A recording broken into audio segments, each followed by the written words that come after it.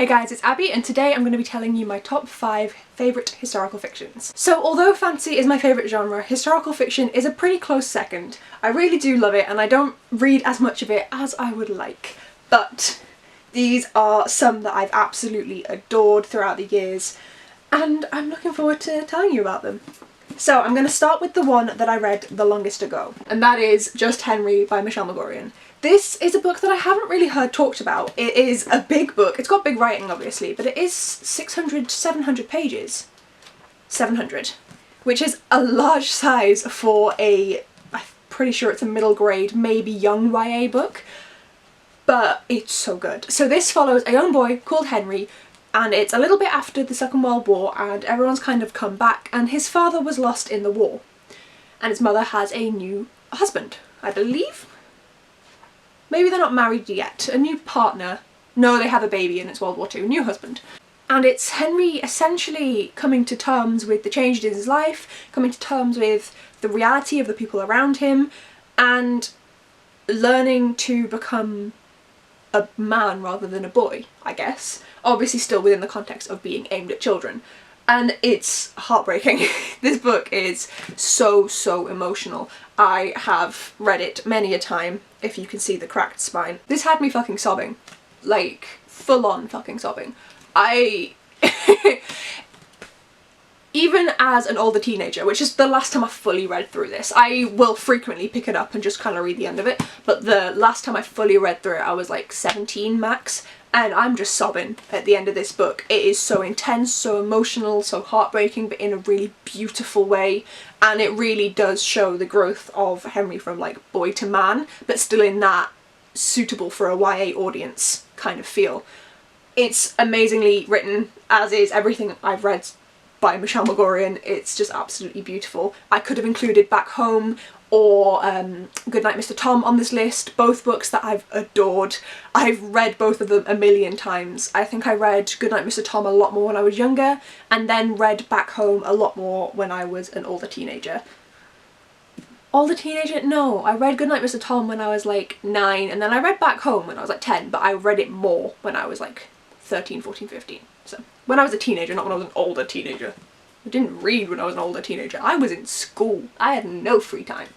But yes, this is awesome. Next. Another book I read very young is The Dragonfly Pool by Eva Ibbotson. Another one aimed at a younger YA audience, maybe even middle grade. So this one is also the Second World War. Noticing a theme?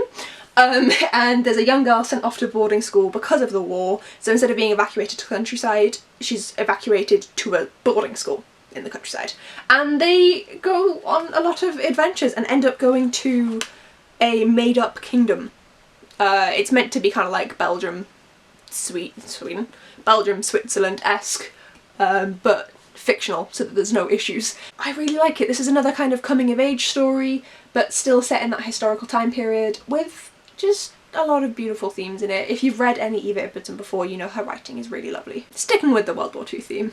The Book Thief by Markus Zusak. This is most definitely an adult book. You will have probably heard by now it is narrated by Death, and we follow a young girl called, I was going to call her Lyra. Liesel. Why did I go for Golden Compass, Northern Lights, Lyra? But we follow Liesel behind enemy lines, I guess. She's in Germany, she's living in the cities in Germany during World War II, and I, just as someone who loves reading World War II fiction and World War II non-fiction, it was really interesting for me personally to read from the other side. We get a lot from the victor's point of view, a lot from the British, and a few from the American point of view, but this was the first thing I had read from the German point of view.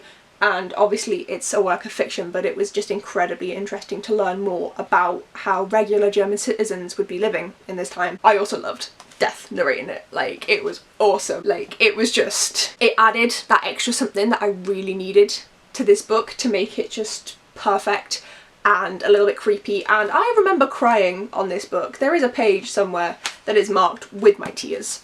And this is one of the books that got me back into reading. as well. When I started at university, this is one of the first ones I picked up, and I'm very glad I did. Then The Miniaturist by Jessie Burton. This is set in the 1600s? Oh, late 1600s, 1686 in Amsterdam. This is an adult work, but it focuses on a 18-year-old girl who is sent off to marry some bloke, and she has to move to the city to live with him, and as a wedding gift he gives her a dollhouse that is a replica of the house that they live in. And she starts to fill it up with miniatures, and weird things are happening.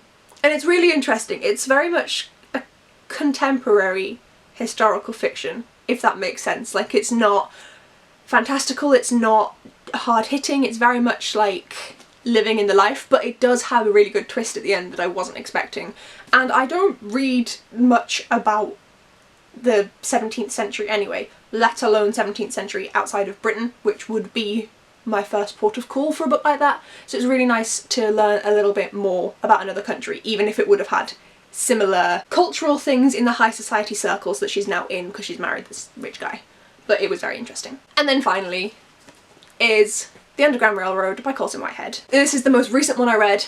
It is again an adult fiction. I read this all in one day, sat at my aunt's paddling pool in the garden in the heat, and I couldn't put it down. It's very, very intense. This follows people escaping slavery. So if you didn't know, the Underground Railroad was the term given to the system to get slaves out of slavery and out of plantations in the US, and it was never actually a railroad.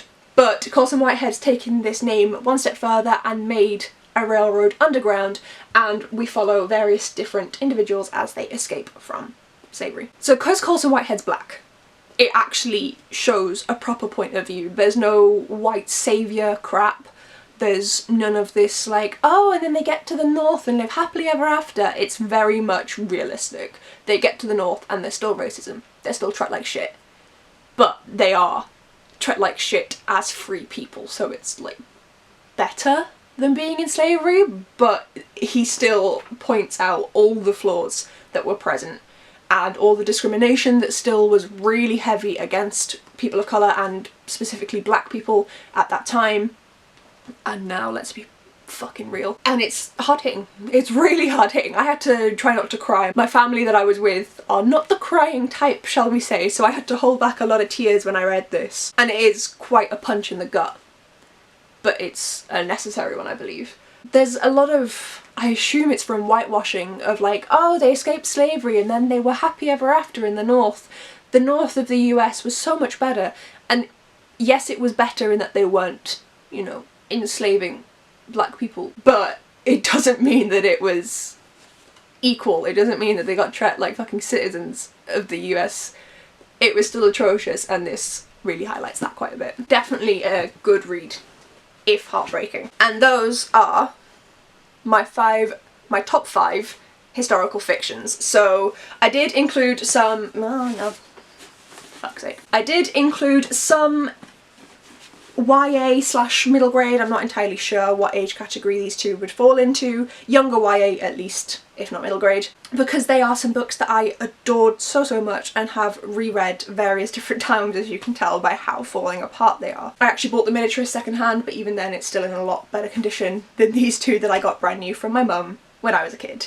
These stories are all amazing. They are all emotional, as tends to happen with historical fiction. It does tend to try and hit you where it hurts, and these all succeed in a manner. These two are a lot more make you sad but in a beautiful way, and these three, seeing as they are adult books, will just punch you in the gut. Let me know in the comments down below, have you read any of these? Did you read these when you were younger or even now? And if you have read any, what did you think of them? I want to have a chat about them in the comments down below. Thank you so much for watching. Make sure to click subscribe if you want to see more of my crap, and click like if you enjoyed the video, and I'll see you guys next time. Bye!